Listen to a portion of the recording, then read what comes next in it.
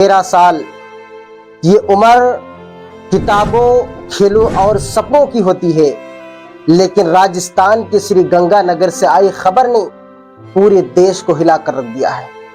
जय हिंद, आप देख रहे हैं हमारे भारत देश की खबरें। ये घटना किसी सुनसान जगह में नहीं हुई, बल्कि शहर के बीचों बीच। चलिए आपको इसके पीछे की पूरी कहानी को बताते हैं।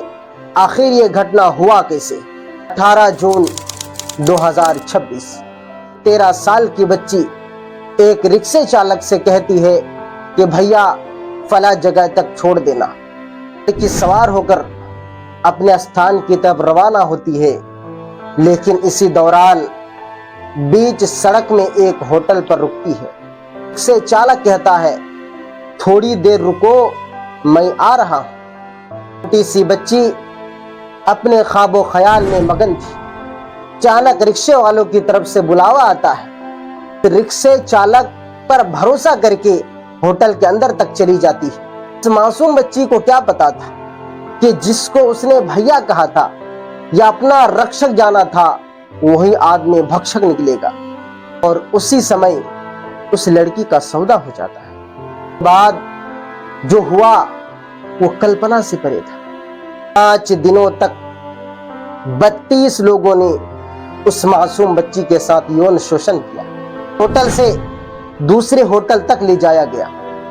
ना जाने इस बीच उस बच्ची ने कितनी बार चीखें मारी होंगी, कितनी बार भीख मांगी होंगी, भैया मुझे छोड़ दो। तब दर्द ज्यादा बढ़ गया, यहां तक कि उन जालिम दरिंदों ने उस बच्ची के मुंह में शराब तक डाल दिया और 120 घंटे तक 32 लोगों ने उस मासूम सी बच्ची को नोच खा लिया। और ये घटना कोई सुनसान जगह में नहीं हुई, बल्कि शहर के बीचों बीच और उन लोगों के द्वारा हुई जो अपने आप को इज्जतदार कहते हैं, कौम के बाइज्जत लोग कहते हैं, होटल के मालिक और होटल के मैनेजर। ये सुनकर आपको घिना रही है ना, लेकिन अब जो मैं सुनाने वाला हूं उससे भी ज्यादा भयावह तस्वीर है।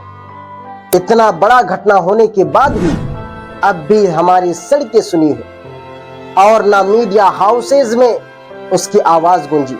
ये सिर्फ एक अपराध नहीं था, ये समाज के सामने खड़ा एक ऐसा सवाल जिसका जवाब हर किसी को देना चाहिए। उस देश में रहते हैं जहां एक क्रिकेट टीम के विजेता के लिए पूरी सड़कों को जाम कर दी जाती है, और अगर किसी सड़क के किनारे एक जेसीबी चले तो जेसीबी को देखने के लिए 1-2 हजार लोग जमा हो जाते हैं।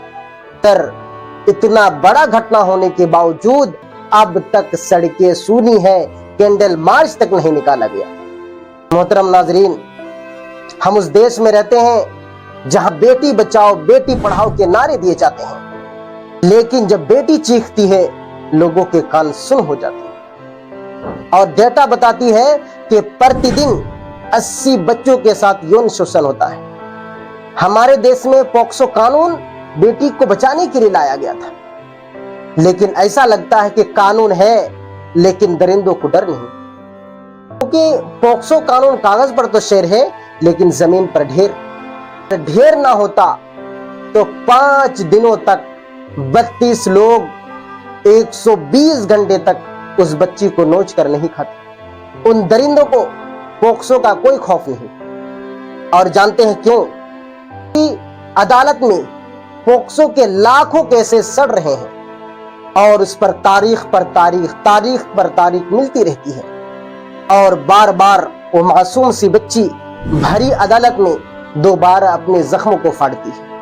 होता क्या है कि अंतिम में वो दरिंदे जमानत लेकर बाहर आ जाते हैं। यहां तक कि बाद जगहों में देखा गया है उनको फूल माला से स्वागत की जाती है। अगर राजस्थान सरकार की तरफ करे तो उनके होटलों का अवैध बताकर गिराया जा रहा है। जब एक लड़की मलबा बन गई, ये इंसाफ नहीं है दोस्तों, यह अपने नाकामी पर डाला गया एक तिरपाल है, क्योंकि इमारत 6 महीने में फिर बनकर तैयार हो जाएगी, लेकिन उस बच्ची का बचपन कौन सा ठेकेदार बनाएगा।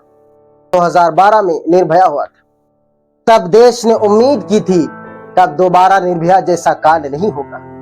पूरा देश मोमबत्तियां लेकर सड़कों पर उतर आया था, लेकिन अब सड़कें खाली नजर आ रही है। राजस्थान सरकार जरूरी कार्रवाई कर रही है और पुलिस और जांच एजेंसियां इसमें सबूतों को इकट्ठा करने में लगी हुई है। लेकिन सवाल वही, क्या हमारे देश में इस तरह का कांड, इस तरह का घटना होता रहेगा?